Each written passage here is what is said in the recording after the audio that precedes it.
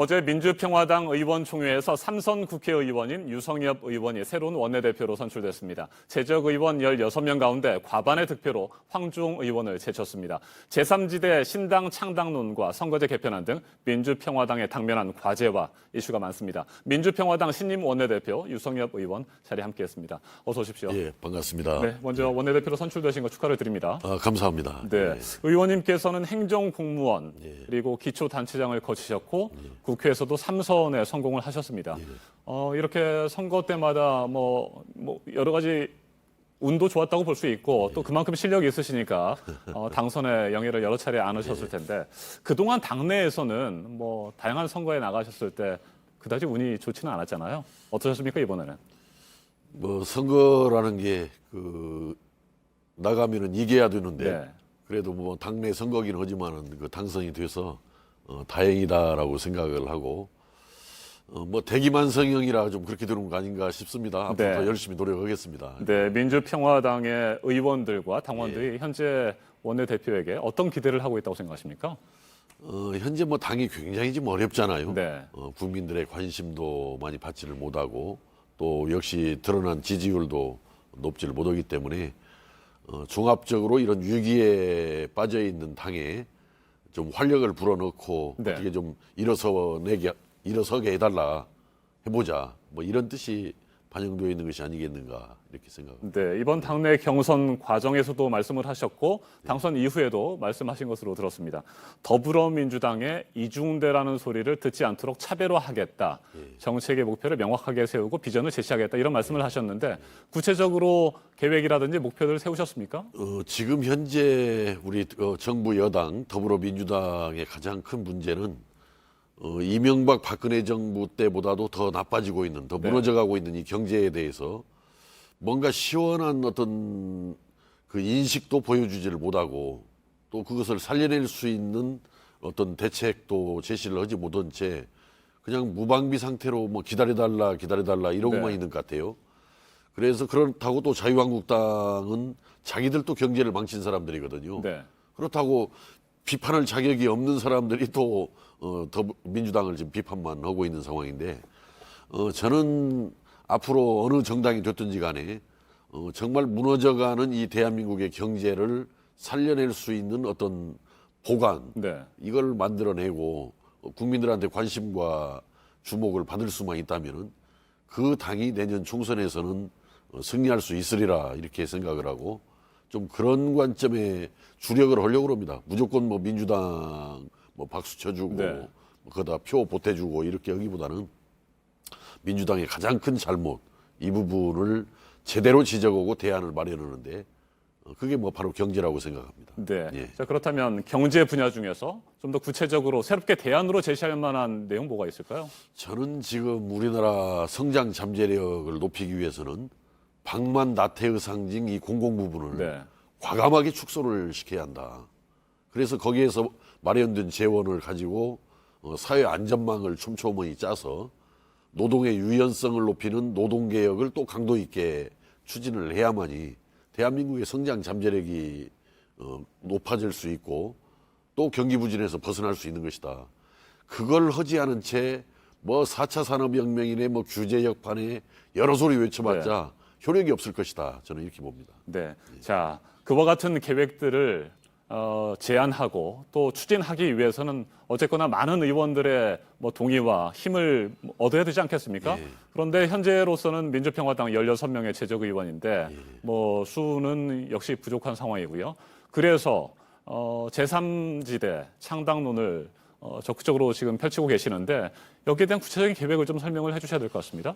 저는 내년 총선이 이제 다가오 1년도 이제 남지 않았지 않습니까? 그래서 물론 교섭단체가 중요합니다. 교섭단체가 중요하기 때문에 구성할 수 있으면은 제대로 된 방향에서 교섭단체를 구성하는 것이 좋지만은 교섭단체가 그렇게 중요한 내년 더군다나 총선을 1년도 남겨놓지 않은 상태에서 그렇게 중요한 문제가 아니고 내년 총선에서 교섭단체를 훨씬 넘는 의석을 확보하는 고민을 하는 게 더 맞는 거지. 지금 뭐 당장에 뭐 교섭단체를 만드는 것이 그렇게 중요하지 않다라고 생각을 하고. 그래서 일단 정의당과의 교섭단체 구성에 대해 재구성에 대해서는 반대하신다는 입장이신 거죠? 저는 그게 우리가 가야 할 길은 아니라고 생각합니다. 오히려 거기 가야 우리가 별로 내년 총선에서 그렇게 어떤 기대하는 성과를 내기가 어렵다. 오히려 마이너스가 될 것이다. 저는 이렇게 보기 때문에 우선 교섭단체 자체에 대해서 너무 고민하는 것도 그렇지만은 또 정의당과 공동교섭단체를 구성하는 것도 너무 이건 좀 정치공학적이니 그런 접근이지 본질적으로 국민적인 관심사, 이 무너져가는 대한민국 경제를 살려내라는 여기에 더 천착하는 것이 궁극적으로 내년 총선에서 승리할 수 있는 길 아니겠는가 이렇게 생각합니다. 네, 그렇다면 일단 옛 국민의당 출신 무소속 의원이 2명이 있고요. 현재 바른미래당 출신이면서 민주평화당에서 활동하고 있는 2명의 의원이 있기 때문에 이 4명과 먼저 함께 뜻을 같이 하고 함께하는 방안을 찾은 뒤에 그 다음에는 어떻게 하실 생각이신지요?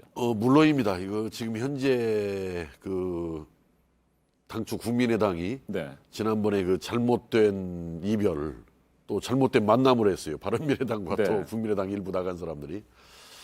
그러다 보니까 이게 4분 5열이 되어 있어요. 뭐 지금 현재 무소속으로 나와 있는 분도 있고 바른미래당 소속이면서 우리 당에 와서 활동하는 분도 있고 또 바른미래당 소속이면서 바른미래당에 아예 나가지도 않고 어디에도 나가지도 않는 분들도 있고 이게 지금 4분 5열되고 질이 멸렬해져 있기 때문에 뭐 일부에서는 뭐 도로 국민의당 아니냐라는 이야기를 하는데 그건 저는 뭐 도로 국민의당이라고 하든 어떻든 이 기본은 제대로 갖추어 나가는 것이 할 수만 있으면은 필요하다. 그래서 4분 5열되고 질이 멸렬해진 이 정치권을 좀 수습 정리할 필요는 있는데 뭐 그 문제도 그렇게 뭐 그 더 중요한 문제 아니에요. 사실 아까 말씀드린 대로 가장 국민적인 관심사는 그건 정치권 내의 노름이었고 가장 국민적인 관심사는 어떻게 하면 무너져가는 대한민국 경제를 살려서 먹고 사는 문제 해결해 줄 거냐 이거기 때문에 우리가 아주 전략적으로 고민을 해야 될 사항들, 집중해야 할 사항들 이걸 잘 가려나가는 것이 필요하지 정치공학적인 정치인 그들만의 일에 너무 집중할 필요는 없다 이렇게 생각합니다. 선거제 개편안과 관련해서 2가지 궁금한 점이 있어서 질문을 좀 드리겠습니다. 먼저 100%가 아닌 연동형 비례대표제는 반대한다. 현재 패스트트랙으로 지금 올라가 있는데 이 패스트트랙에서 현재 상태 그 개편안이 처리되는 것은 반대한다 이런 입장이신 거죠?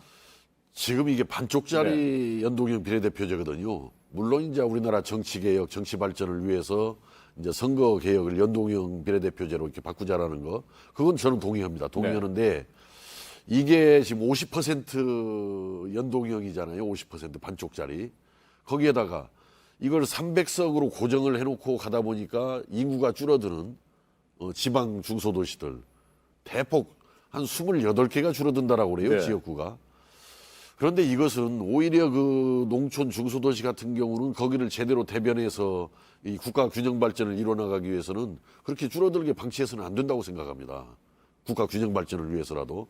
그렇기 때문에 지금 그 여야 간에 합의를 해서 올려놓은 패스트 트랙에 올려놓은 지금 합의안은 이건 반쪽짜리고 지방을 오히려 더 죽이는 이런 합의이기 때문에 앞으로 이제 자유한국당까지 들어올 거 아니겠습니까? 들어와서 5당 간의 합의를 통해서 제대로 된 선거제 개편으로 저는 나가야 한다라고 생각을 하고 그러면서 이 선거제 개편은 개헌과 무관할 수가 없는 문제예요.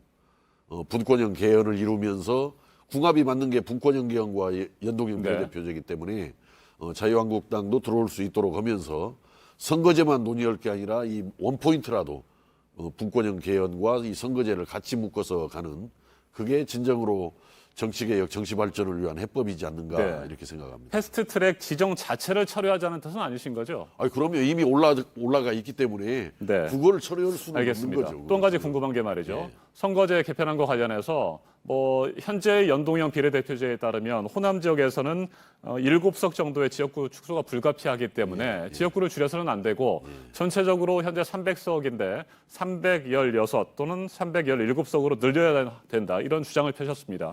자, 그런데 국민들의 정서는 국회의원 수를 늘리는 거에 대해서 반감을 많이 가지고 있다고 생각하지 않으십니까? 그거 뭐 인정합니다. 지금 국민들께서 볼 때는 국회의원들 일도 제대로 안 하고 맨날 싸우기만 하면서 또 더군다나 거기다가 의원들까지 더 늘린다. 그러면 이제 이 관리비, 세비만 엄청 늘어나는 거 아니에요.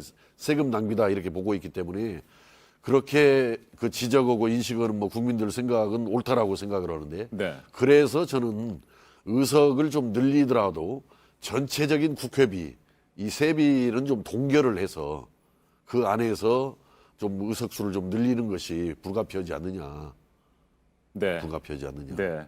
자, 그런데 뭐 여전히 그게 기득권 지키기 차원에서 또 국민들은 바라볼 수 있기 때문에 그렇습니다. 그 부분은 앞으로 뭐 심도 있는 논의와 또 국민들의 여론 수렴도 필요해 보일 것 같습니다. 그렇습니다. 네, 오늘 여기까지 듣겠습니다. 지금까지 민주평화당의 새로운 원내대표로 선출된 유성엽 의원이었습니다. 말씀 잘 들었습니다. 감사합니다. 예.